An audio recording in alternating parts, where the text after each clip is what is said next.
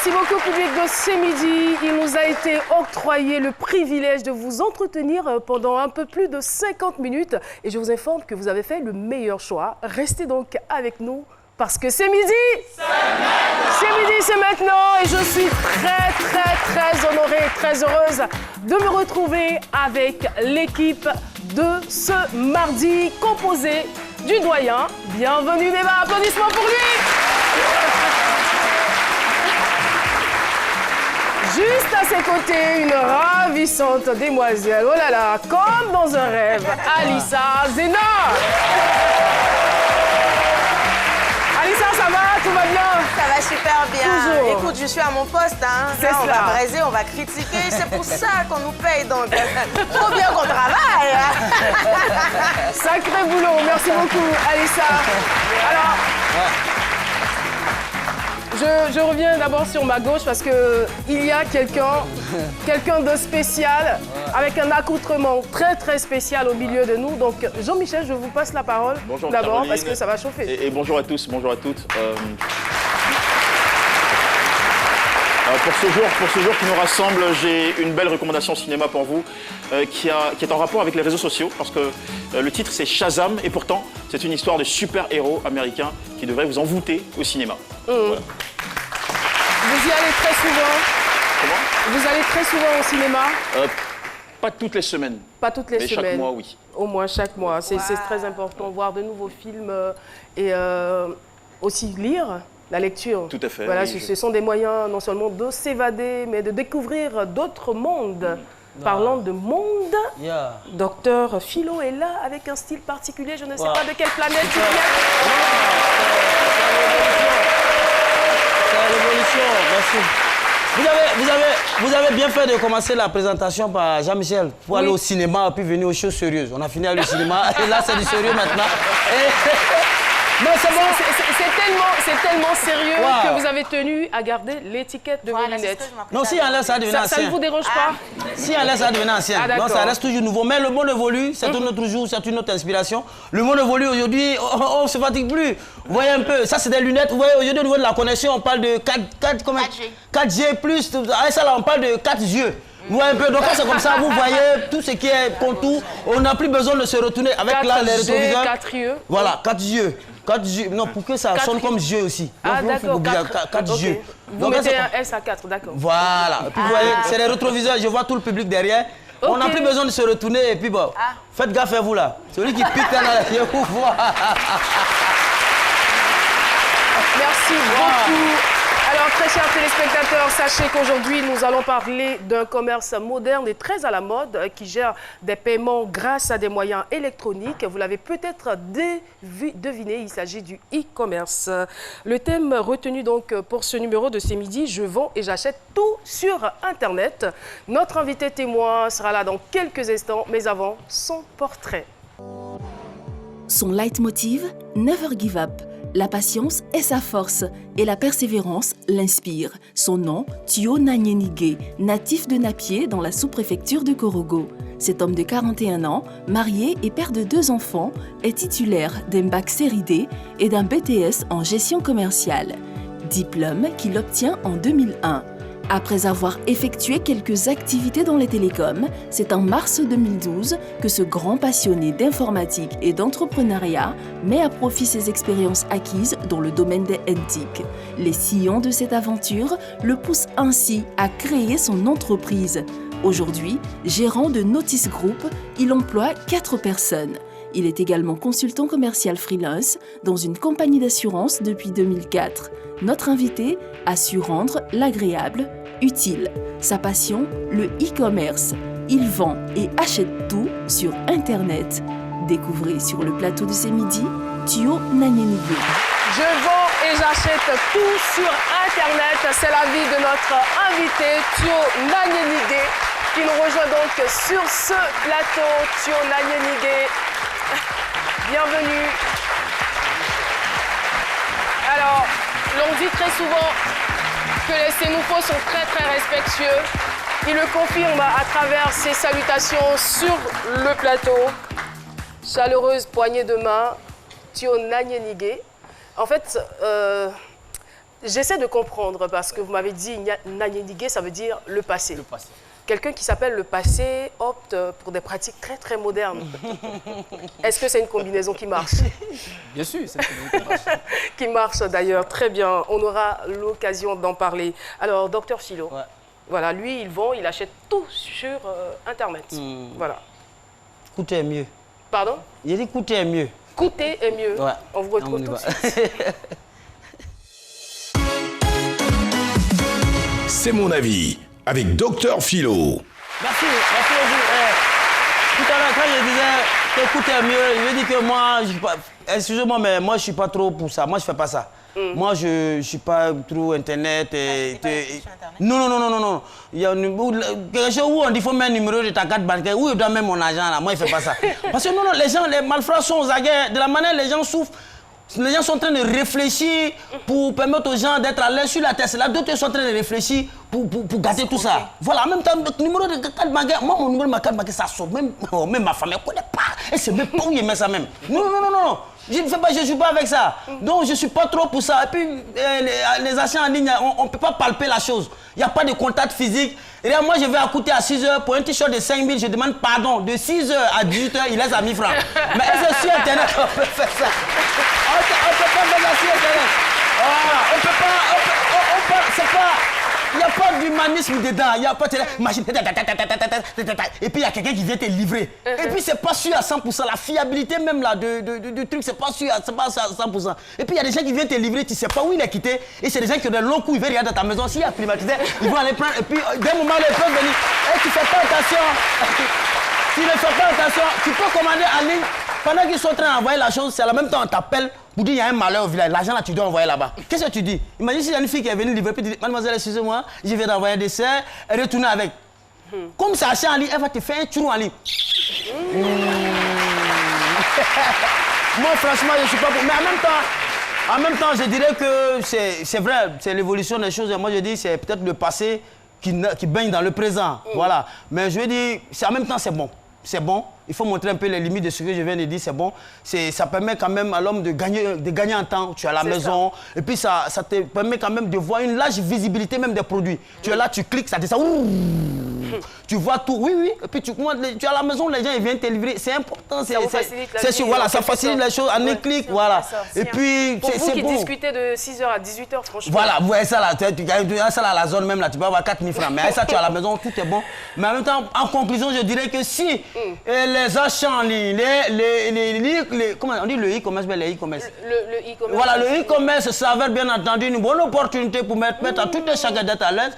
Par conséquent, il nous permettait quand même de montrer les limites de cette association, d'où ce que j'ai précité. J'en ai fini, allons-y pour le devoir. Le partenaire sûr de Jean-Michel Ona. Jean-Michel, est-ce qu'il vous arrive quand même de faire des achats en ligne? Pas très souvent. Pas très souvent. Pas très souvent. Par mesure de prudence? Non, ça dépend de la qualité et de la nature de ce que je recherche. D'accord. Si j'estime que c'est beaucoup plus facile de l'avoir en meilleure qualité via un site en ligne, je le fais.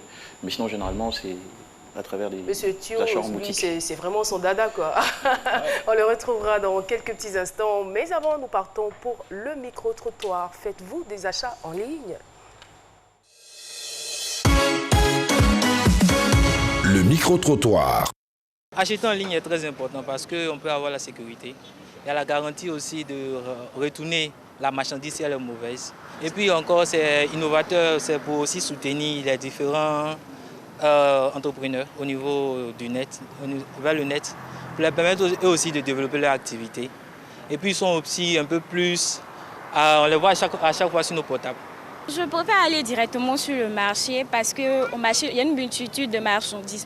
Donc, puisque cette diversité se propose à moi, donc je préfère aller étudier directement comme on appelle, les différentes marchandises que j'aurai. Je suis sûre que exactement ça ne sera pas périmé. Moi, personnellement, je préfère faire des achats directement sur le marché quand on sait à quoi s'attendre et c'est plus facile en fait. Alors qu'en ligne, tu ne sais pas si tu vas recevoir le bon colis et c'est plus long en fait. Donc je préfère directement faire sur le marché. Je sélectionne si je vais acheter en ligne ou bien je vais acheter physiquement. Pour les gros électroménagers comme les réfrigérateurs, les congélateurs et tout ça, je préfère acheter en ligne parce que je bénéficie de la livraison. Donc, je n'ai pas à me déplacer avec tout ça, n'est-ce pas? Maintenant, pour les petits articles, les articles de mode, les t-shirts, les ceintures et tout ça, je préfère essayer parce que souvent les tailles, lorsqu'on ne connaît pas effectivement la taille, on veut être dans le magasin pour essayer et puis tester soi-même. Je fais souvent des achats en ligne. C'est-à-dire que lorsque je suis connectée par exemple sur Facebook, que l'occasion se présente, si l'offre m'arrange, je contacte la personne et puis voilà, je reçois mon colis. Ça me facilite vraiment la tâche parce que plus les achats qu'on fait en ligne, dans la plupart des cas, c'est encore moins cher. Voilà. Quand on fait les achats en ligne, il y a des réductions. Et puis la livraison aussi, on n'a pas besoin de se déplacer. Ça nous permet de gagner vraiment en temps, voilà, sans nous déplacer. Et voilà, je vends et j'achète tout sur Internet. Notre invité témoin se nomme Thio. Alors Thio est gérant d'une petite et moyenne entreprise depuis maintenant 7 ans, c'est bien cela. Et c'est en 2016 que vous avez fait la découverte du e-commerce. Comment ça s'est passé? Bon, il faut dire au départ, c'est grâce à ma femme, parce qu'elle est informaticienne à la base, donc elle a des aptitudes d'aller chaque fois sur Internet. Et quand je l'observais, à tout moment, je voyais qu'elle était tout le temps connectée à son smartphone, qu'elle recherchait des produits. Et donc ça a commencé par la vente des habits d'enfants. Et j'ai remarqué que en moins d'une semaine, quelqu'un qui pouvait peut-être mettre 2 semaines, 1 mois à vendre un certain nombre d'articles, elle déjà en 2 jours, 3 jours, elle arrivait à écouler. Ah, c'était beaucoup plus rapide. Et mais tiens, c'est que cette affaire-là, c'est intéressant. Et c'est comme ça, moi aussi, comme moi j'ai des aptitudes de marketeur, donc j'essaie de mettre mes petites connaissances au service de ce qu'elle faisait déjà. Et puis bon,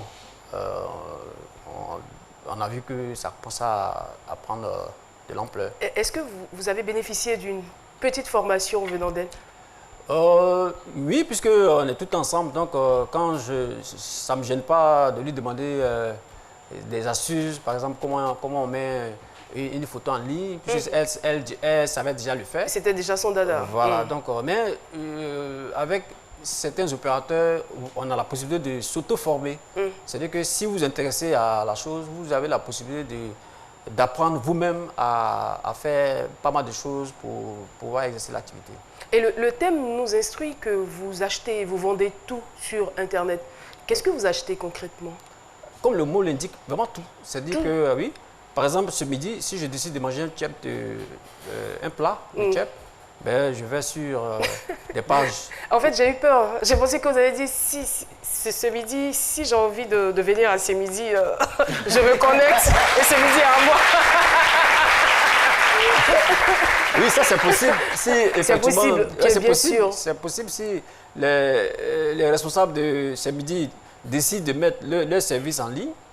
Et que je suis intéressé par leur service, ben je peux oui, ça se fait. Ça se fait parce que pratiquement toutes les émissions de la RTI sont en ligne. Voilà. Ça permet de maîtriser, de savoir quels sont ceux qui sont intéressés. Et vous vendez quoi?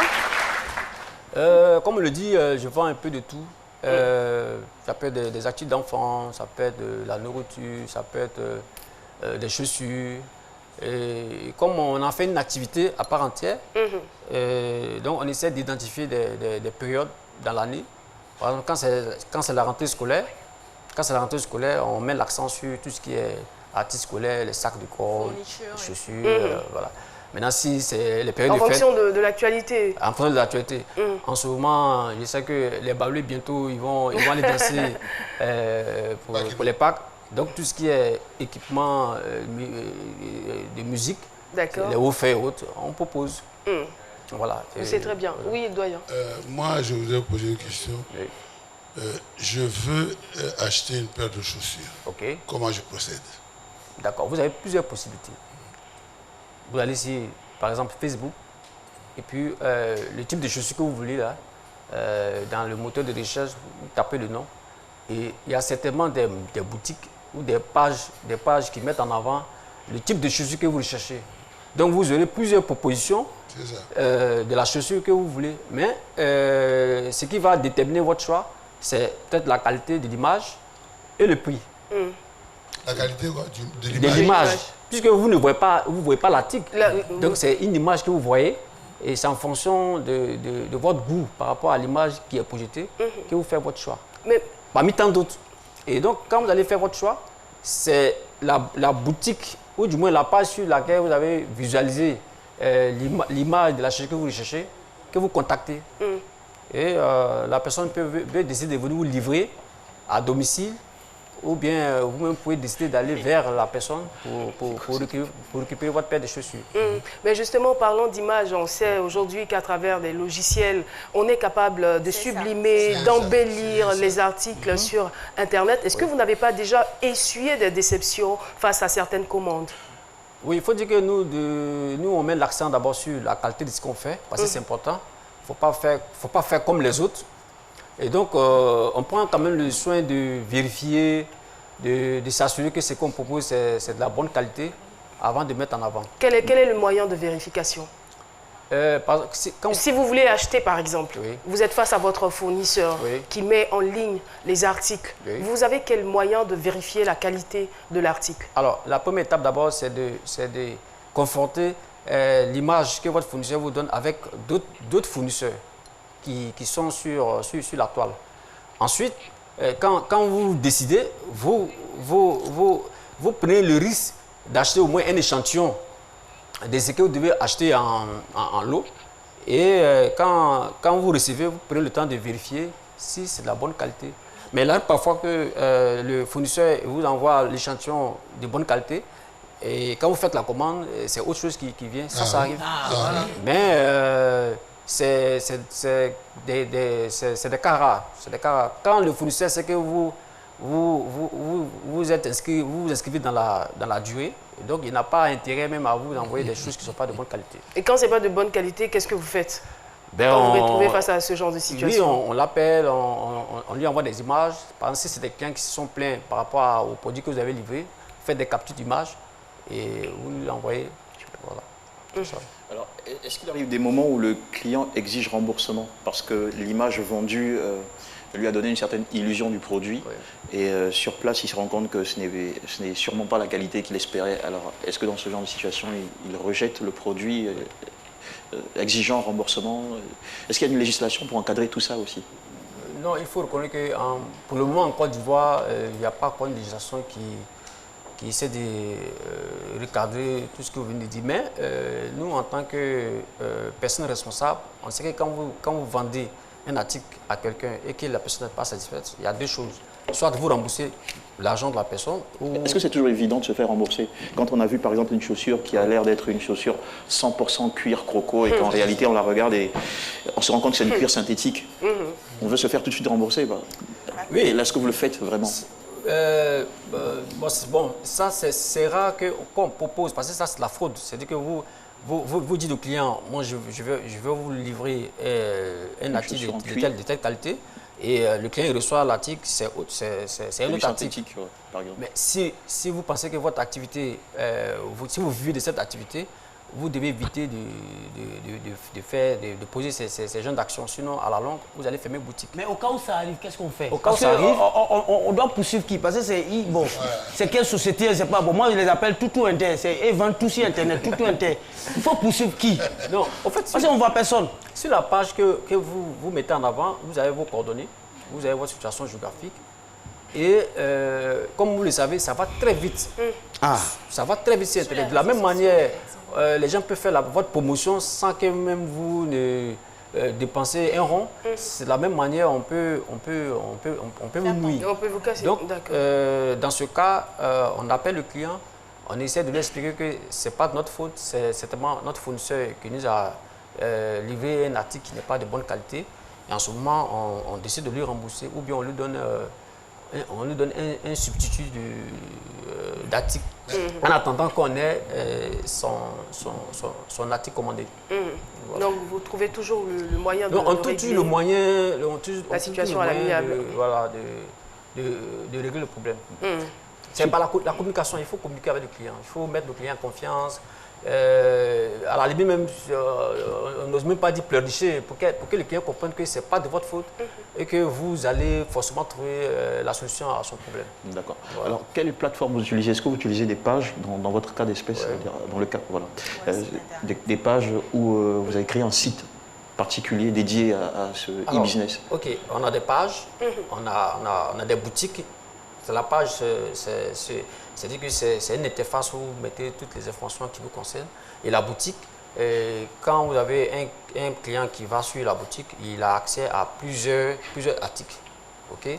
Donc, ça dépend de l'action que vous voulez. De toute façon, la page, elle est là, la boutique, elle est là. Si la page sur le prospect ou enfin celui qui recherche un article, il va sur votre page, il voit l'article qui l'intéresse, il paye et il passe à autre chose. Mais si c'est la boutique, il fouille et il essaie de choisir les articles qui l'intéressent. Mais comment ne pas se faire avoir, justement? Parce que, je prends un exemple tout simple. Oui. Je veux acheter une télévision dernière génération.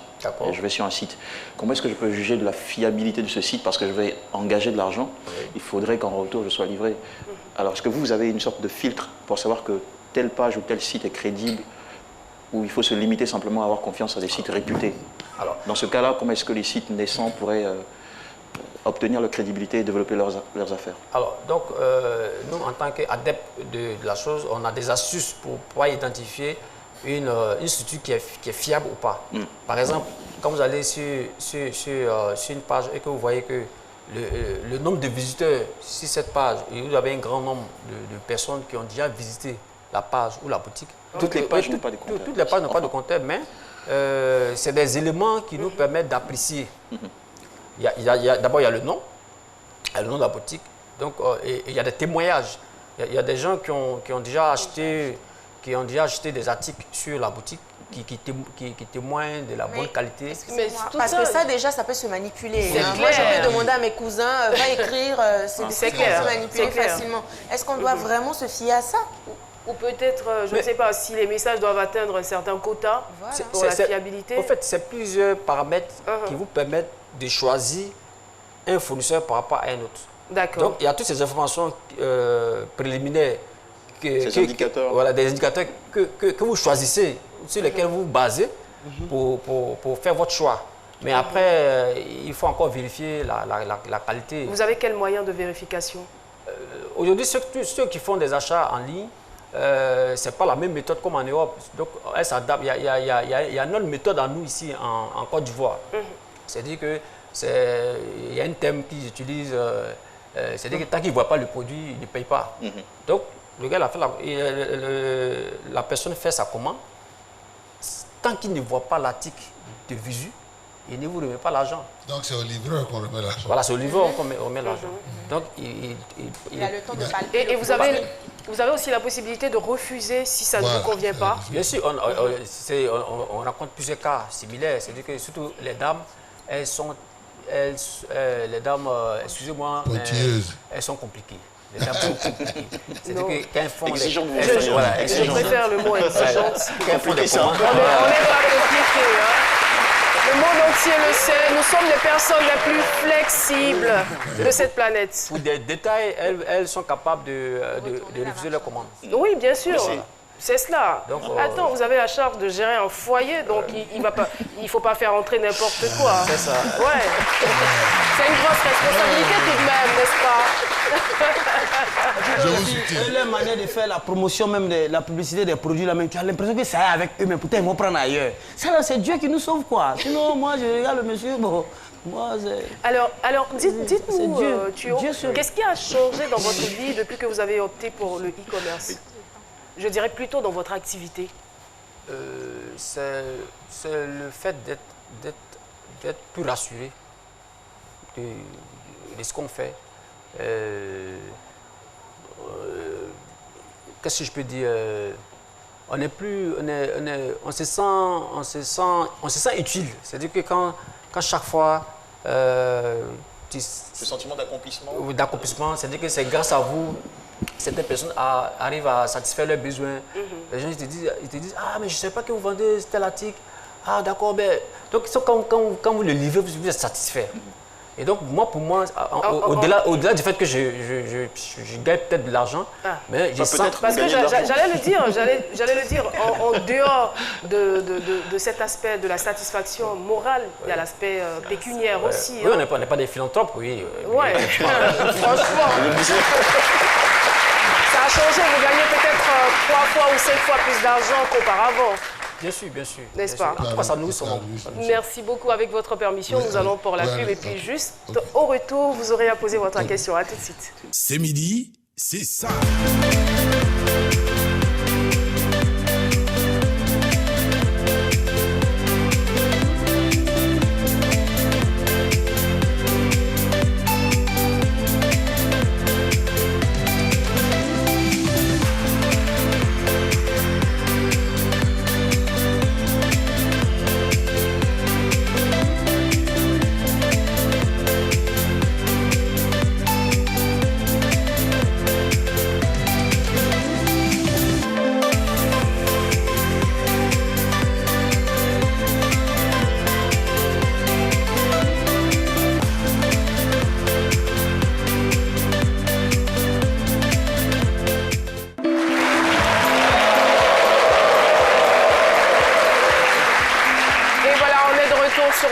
De C'est midi, toujours avec la même énergie. Si vous nous avez suivis depuis le début, nous sommes en compagnie de Monsieur Thio qui achète et vend tout sur Internet et ça lui réussit si bien.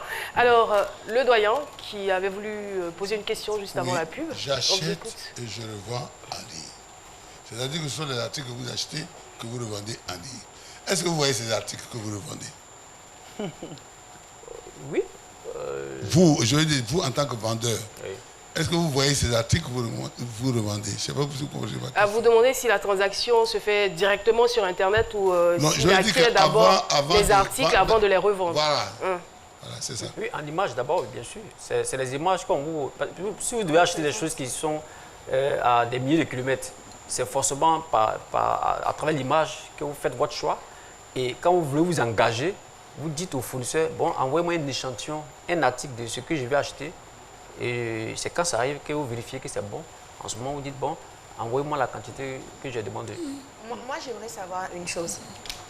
Alors, quand vous décidez de vendre en ligne, les articles ne sont pas avec vous directement. Non. Vous faites d'abord la promotion et s'il y a des personnes qui sont intéressées, là maintenant, vous passez la commande avec votre fournisseur. C'est comme ça que vous procédez. C'est ça. Ah, ok, donc c'est ça. C'est pas pour eux, c'est pour quelqu'un d'autre. C'est pour quelqu'un d'autre. C'est pour quelqu'un d'autre. Bénéfice sur moi. C'est ça.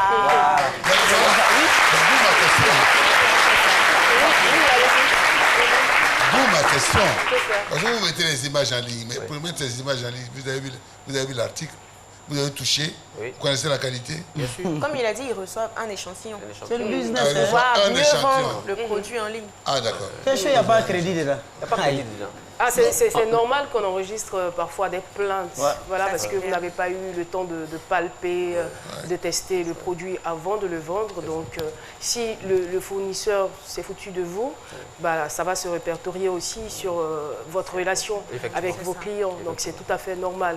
Mais bon, en dehors de la transaction qui se fait sur Internet, est-ce que vous-même, pour votre consommation personnelle, vous achetez aussi en ligne? Bien sûr, bien sûr. Par exemple, mon épouse, par exemple, le marché, les dimanches, elle est à la maison, elle fait son panier, le panier, on trouve à la maison. Les bananes, les tomates, la viande et tout ça. Oui. Moi j'ai été déjà déçue par des ustensiles de cuisine que j'avais achetés en ligne par rapport à ce que je voyais sur Internet. Mais après les avoir utilisés, c'était la grande déception, quoi, franchement. Oui, mais après, il faut décider avec quel type de boutique que vous achetez. Vous avez le choix de savoir avec qui vous devez acheter. Donc, si vous avez la première expérience, elle n'a pas été bonne, c'est sûr que parmi tous ceux qui font la vente en ligne, il y a certains qui sont crédibles. Comme nous autres, qui sont crédibles. Qu'est-ce que vous allez nous dire? Voilà.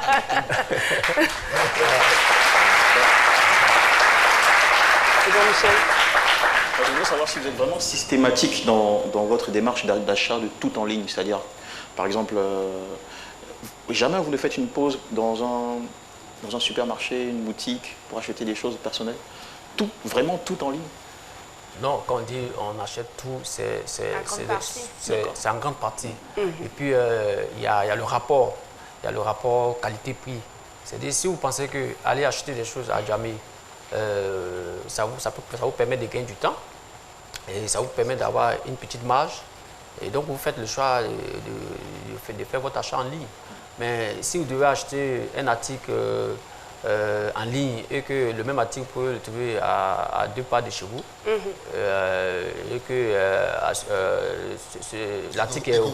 l'article auprès de chez vous est moins cher que acheter en ligne, il n'y a pas de raison d'acheter en ligne. Mais quels sont les grands challenges de faire une activité comme celle-là, c'est-à-dire du e-business? Les plus grandes difficultés ou les pièges dans lesquels il ne faut pas tomber, surtout quand on veut s'engager dans une telle affaire? Bon, c'est de sécuriser son business, ne pas laisser par exemple les hackers, les brouteurs avoir accès à votre compte pour mettre des articles qui ne soient pas conformes avec ce que vous vendez. Parce que ça aussi, c'est des choses qui sont possibles sur Internet. C'est-à-dire que quelqu'un peut pirater votre compte et puis mettre des choses qui n'ont rien à voir avec ce que vous vendez. Et ça peut ternir votre image. Est-ce que vous n'êtes pas parfois, je veux dire, limité dans vos actions, puisque arrivé à un certain moment, je ne sais pas, il y a quelques années en arrière, la Côte d'Ivoire était blacklistée sur certains sites. Je ne sais pas si c'est maintenant réglé. Vous n'avez pas eu de difficultés à ce niveau? Si, on a eu pas mal de soucis, mais je crois que le gouvernement ivoirien est en train de faire un effort pour harmoniser. Dans le temps, il n'était pas possible de faire des achats directement avec votre carte bancaire. Mais aujourd'hui, c'est des choses qui sont possibles avec certaines compagnies bancaires qui ont réussi à mettre de l'ordre à ce niveau. Voilà. D'accord, on sait tout de même que le continent africain reste largement en retrait par rapport au e-commerce. Paulus Agathon, je ne sais pas, peut-être qu'il nous en dira plus sur ce sujet parce que c'est son domaine, mais on est sûr qu'il nous donnera les réactions des téléspectateurs. On le reçoit tout de suite. Vos réactions nous intéressent avec Paulus Agathon.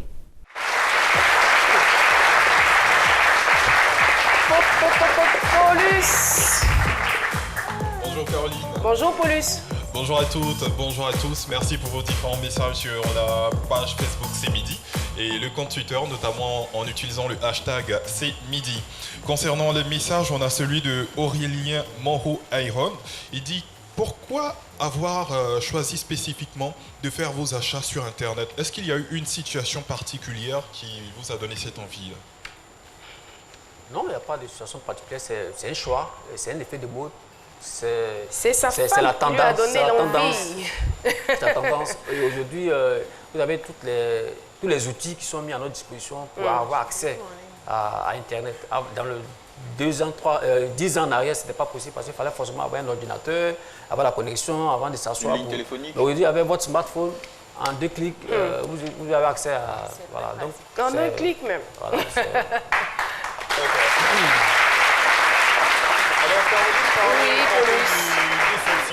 on a Tébili Gaspignaoré, il dit est-ce que dans vos achats, il vous est arrivé de vous faire gruger? Pas du tout, pas du tout. Peut-être déçu par rapport à la qualité, mais pas gruger. Voilà. D'accord. Mais Philo, on parlait quand même dans sa chronique. Je veux dire, il est très dubitatif là-dessus. Il ne veut pas du tout entrer les chiffres de sa carte magnétique à celui-là. Qu'est-ce qu'on lui dit? Ou qu'est-ce qu'il y a lieu de faire justement pour ne pas être... Non, déjà je tiens à rassurer Philo. Parce que nous, on a nos habitudes d'achat sur Internet. C'est différent des informations que vous avez sur l'Europe. En Europe, il faut forcément une carte, parce que là-bas, il y a la confiance, il y a la carte. Mais en Côte d'Ivoire, ici, si je ne vois pas, je ne paye pas. Donc, c'est quand l'article vient à mon niveau, je regarde, est-ce que ça répond à ce que j'avais demandé? Oui, tenez votre argent, partez, je ne pas mon article. Et si on utilise beaucoup les transferts mobiles? Même le transfert mobile encore, c'est mitigé. C'est-à-dire que c'est le cash. C'est-à-dire que je vous donne mon argent ou je vous donne votre article. Donc si je comprends bien vos commandes, vous les passez uniquement sur le plan local? Non, c'est-à-dire que quand quand je veux faire des grosses commandes, et là, je suis plus passé par un partenaire à l'extérieur. Et là, vous êtes obligé de vous... mais à ce niveau-là, vous utilisez votre carte? Bien sûr. Ouais. Bon, c'est le risque qu'on prend. C'est un risque qu'on prend. Et bon, jusque-là, ça se passe bien. Qui ne risque rien n'a jamais rien. N'a jamais rien. D'accord. Tout à fait. Et on a Brice Yao Yao qui dit belle initiative. Tout ceci concourt au développement et le vrai business. Mais est-ce qu'en faisant ce genre de transactions sur Internet, sinon sur commerce, est-ce que vous payez des impôts? Autrement dit, est-ce que c'est pas une manière de fuir les impôts si vous n'en payez pas? Bon, les impôts, je crois que le service des impôts essaie de trouver la formule. Même en Europe, cette façon de procéder échappe forcément au fisc. Mais bon, qu'est-ce que vous voulez? C'est la tendance. Donc, en attendant que les impôts trouvent la solution, nous, on essaie de...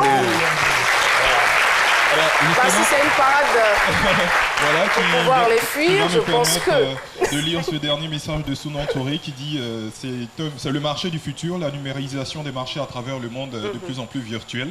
Mais il faudrait, comme il le disait tantôt, un cadre législatif en la matière pour suivre et assurer la quiétude des différentes transactions. En tout cas, chapeau à vous pour ce que vous faites. Sur ce, Caroline, ça sera tout pour ma participation de ce jour. Rendez-vous demain et à la même heure parce que, comme d'habitude, vos réactions nous intéressent. Merci beaucoup, Paulus, Agathon. Et voilà, nous avons pratiquement terminé avec Alissa Zena aussi qui fait de la vente en ligne. Hein, c'est bien ça par rapport à ses produits cosmétiques. Et une boutique en ligne. Et c'est top, ça fait gagner du temps en tout cas. Donc, qui gagne du temps, gagne de l'argent. Bien sûr. N'est-ce pas? Ok, c'est très bien. Alors, Monsieur Thio, on est à la fin de l'entretien. Qu'est-ce que vous pouvez dire pour rassurer les personnes qui sont encore sceptiques? Et voilà, peut-être aussi un appel à lancer aux différents fournisseurs qui sont sur les réseaux sociaux.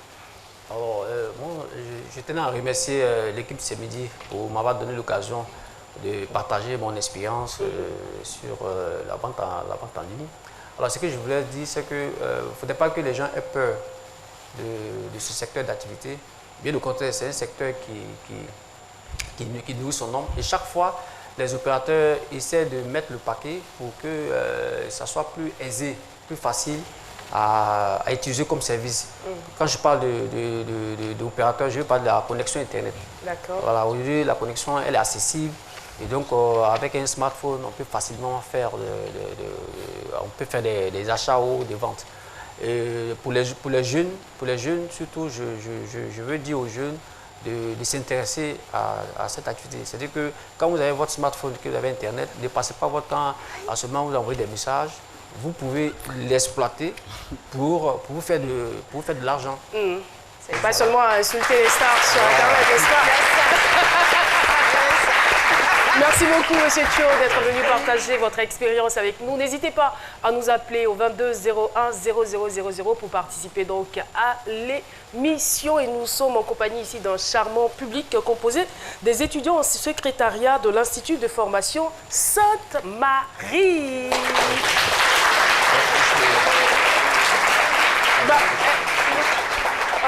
On bloque tout là. Est-ce que vous avez vu toute l'énergie que j'ai mise à vous présenter?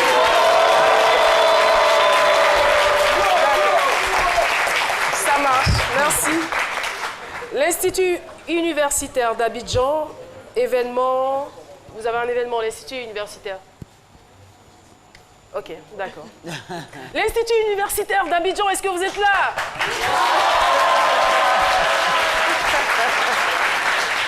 Alors, ça va. On est en face là de l'association des étudiants de l'Institut universitaire d'Abidjan et vous avez un événement, une activité sportive. Il y aura à l'intérieur, c'est cela, une activité sportive, culturelle et caritative. Et ce qui est intéressant, c'est que vous parlez aussi d'une jeunesse ivoirienne sans drogue, c'est possible. Là, j'adore. On a besoin d'être lucide pour voir clair dans ce qui se passe dans ce pays. Pourtant, la drogue, on le sait à quel point elle détruit nos neurones et nous pousse vers la folie. En tout cas, vous êtes encouragés. Moi, je vous soutiens. On se voit après l'émission. Merci beaucoup. La manifestation se déroulera donc le mercredi 17 avril 2019. Sur ce, on part pour les potins. Et la personne indiquée n'est autre que Alissa Zena. On la retrouve tout de suite. C'est People avec Zena Alissar Khalil. Alors, mes chers affairés. Il faut vous calmer, il faut vous calmer. La semaine dernière, je parlais de Yabongo et de son manager. Qu'est-ce qui s'était passé? Pourquoi Yabongo avait changé de manager? Eh bien, j'ai reçu l'information. Sûr? Oui, mais c'est trop lourd. C'est trop lourd pour moi. Non, non, c'est lourd. Donc, je vais essayer d'alléger ça un peu, puis je vais revenir avec. Non, l'information est arrivée, hein. Mais vraiment, je n'ai pas supporté. C'est beaucoup lourd. Donc, je vais attendre un peu. Quand je vais finir d'alléger ça, je vais vous donner l'information. Sinon, l'information est arrivée. Merci à tous mes élèves. C'est l'expression à la mode. Oui, la dernière fois, j'ai vu l'acteur en question. Je n'ai pas supporté. Tonton Kwaku, il s'appelle. Je n'ai pas supporté. Elle a fille. Donc, commençons.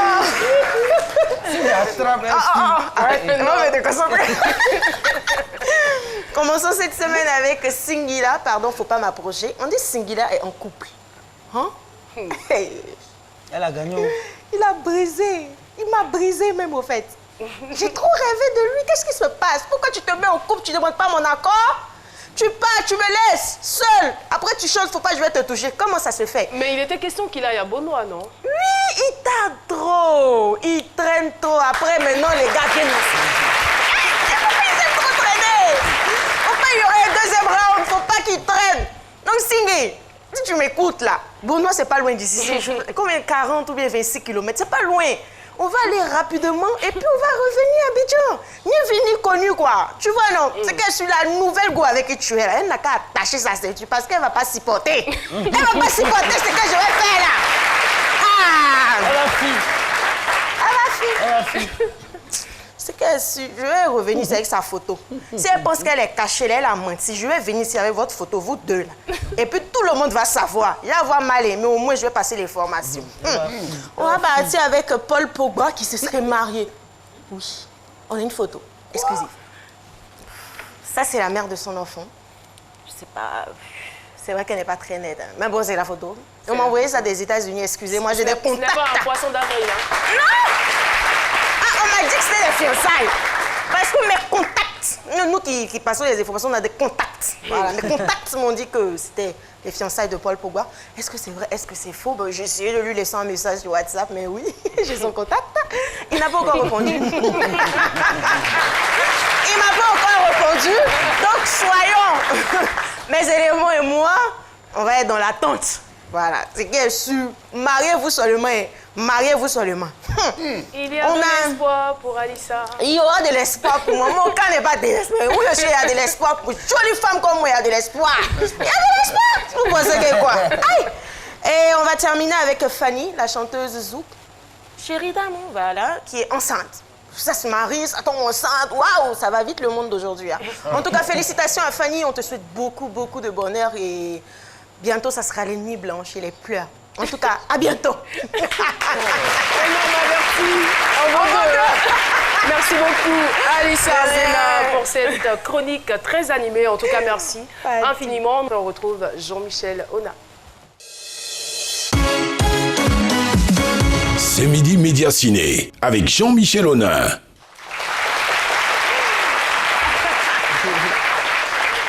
Cette semaine, ma proposition pour vous est une comédie familiale, à la fois action et fantastique, qui nous porte à l'écran l'histoire particulière d'un jeune garçon de 14 ans qui se voit doté de pouvoirs spéciaux par un sorcier, incarné par l'acteur Jimon Unsu.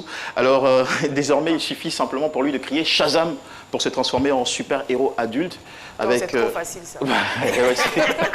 C'est ça le cinéma, capable de voler, de faire jaillir de la foudre de sa main, de voir à travers n'importe quelle matière, mais il est encore jeune et il devra apprendre à maîtriser ses pouvoirs pour combattre son pire ennemi qui est Thaddeus et empêcher les 7 péchés capitaux d'envahir la ville. Voici des images preuves. Ça a l'air cool.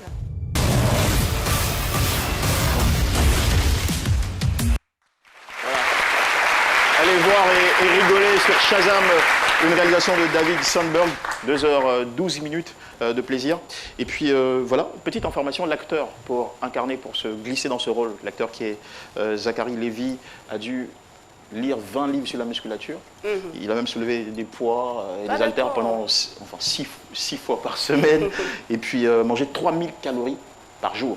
Voilà, pour avoir tous les muscles voilà, et jouer le rôle. Alors pour terminer, j'ai un petit trésor avec moi, c'est un fabuleux, juste exception à la règle, un fabuleux pavé de 111 pages qui s'appelle « J'apprends à m'exprimer en aladjan ». Bon, c'est mon ethnie, donc voilà, je la défends, comprenez. Je sens que ça sera votre livre de chevet.